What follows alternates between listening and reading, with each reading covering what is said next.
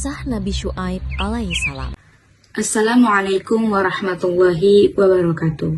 Perkenalkan, nama saya Nora Elijah Dalimunte, Prodi Ilmu Al-Quran dan Tafsir semester 6.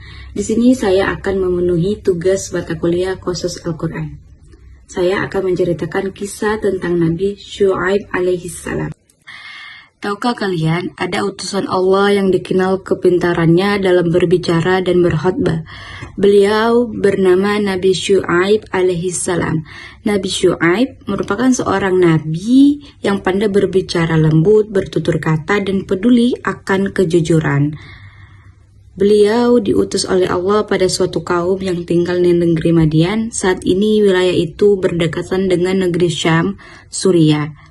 Negeri mereka sangat makmur dan subur. Sebagian kaum Madian berprofesi sebagai pedagang. Mereka adalah pedagang yang pandai. Namun teman-teman, mereka mempunyai kebiasaan yang buruk. Mereka suka berbuat curang dan mengurangi timbangan dan mengambil hak-hak orang lain. Saat musim panen tiba, mereka akan membeli semua hasil panen dengan harga yang sangat murah. Dan kemudian ketika musim pacak tiba, mereka akan menaikkan harga setinggi-tingginya. Dalam berjualan pun mereka juga sering melakukan kecurangan, sehingga mereka mendapatkan keuntungan yang jauh lebih banyak dan besar. Kebiasaan ini sudah melekat pada kaum Madian. Semua kecurangan yang dilakukan kaum Madian inilah yang membuat Allah mengutus Nabi Syu'aib alaihissalam kepada kaum Madian.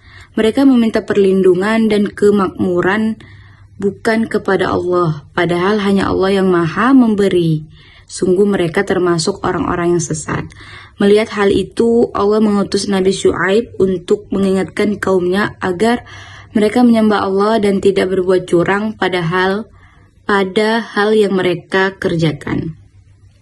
Namun teman-teman, kaum Madian tidak mau mendengarkan mereka mengejek dan menertawakan Nabi Syu'aib. Kaum Madian menolak keras menyembah Allah. Mereka masih percaya dengan teguh ajaran nenek moyang mereka. Justru Nabi khawatir dan mengingatkan kembali pada kaumnya terhadap azab yang ditimpakan pada kaum Nuh yang terkena banjir bandang karena menyembah selain Allah, kaum Hud, Soleh, dan kaum Lut.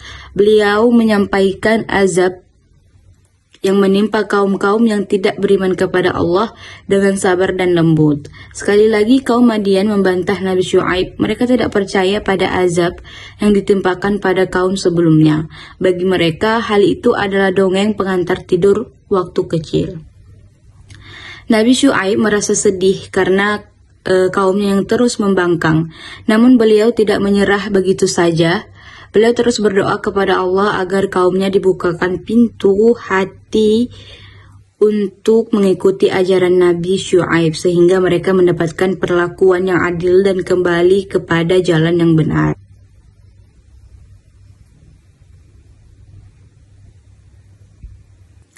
Alhamdulillah, sebagian kecil dari kaum Madian mulai menyadari kesalahan mereka.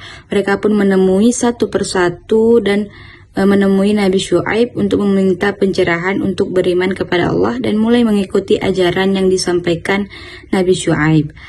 Akan tetapi kaum Madian yang sombong menjadi semakin marah. Kaum Madian yang sombong menjadi semakin marah kepada Nabi Syu'aib dan pengikutnya. Mereka mengusir beliau serta orang-orang yang beriman.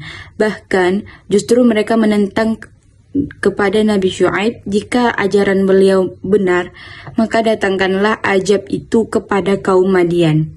Inilah teman-teman sikap sombong yang harus kita jauhi. Atas perintah Allah, Nabi Syu'aib dan para pengikutnya meninggalkan negeri Madian. Kaum Madian bergembira karena Nabi Syu'aib beserta pengikutnya meninggalkan negeri Madian. Padahal sebentar lagi Allah akan memberikan balasan kepada kaumnya yang terus membangkang. Beberapa hari kemudian, udara menjadi sangat panas. Kesuburan dan kemakmuran yang mereka rasakan sebelumnya diambil oleh Allah. Air di negeri Madian menjadi kering, sungai dan danau juga mengering dalam sekejap, bahkan sumur sudah tidak berair lagi. Perlahan tanah pertanian mulai mengering, gagal panen terjadi di mana-mana. Selain itu, banyak hewan yang mati. Kaum Madian kelelahan menunggu hujan datang. Tiba-tiba, awan hitam datang menutupi langit. Kaum Madian pun bersorak gembira. Mereka mengira hujan akan turun. Namun, awan itu bukan hujan yang mereka harapkan. Tak lama kemudian, gumpalan api yang sangat panas jatuh dari awan hitam itu. Negeri Madian dihujani oleh api. Tidak hanya itu, petir yang terus menyambar dan menggelegar membuat takut kaum Madian. Mereka berusaha mencari perlindungan, namun tidak banyak yang bisa selamat dari azab Allah Subhanahu wa Ta'ala. Karena setelah itu, tanah negeri Madian bergetar dengan sangat dahsyat, membuat bangunan dan kaum Madian pun binasa. Tidak ada satupun yang selamat dari azab Allah. Mereka menentang kepada Nabi Allah, ingkar kepada Allah, dan selalu berbuat kecurangan dalam segala hal yang mereka kerjakan. Itulah hukuman untuk kaum Madian. Sementara Nabi Syuaib dan para pengikutnya selamat dari azab Allah karena Allah melindungi hamba-hambanya yang taat. Teman-teman, itulah kisah Nabi Syuaib. Semoga kita bisa belajar dan mengambil hikmah dari kisah cerita Nabi Syuaib alaihissalam untuk tidak menipu dan berbuat curang dan berlaku adil dan berkata jujur kepada setiap hal yang kita kerjakan dan taat kepada perintah Allah. Sekian dari saya. Wal akhir, assalamualaikum warahmatullahi wabarakatuh.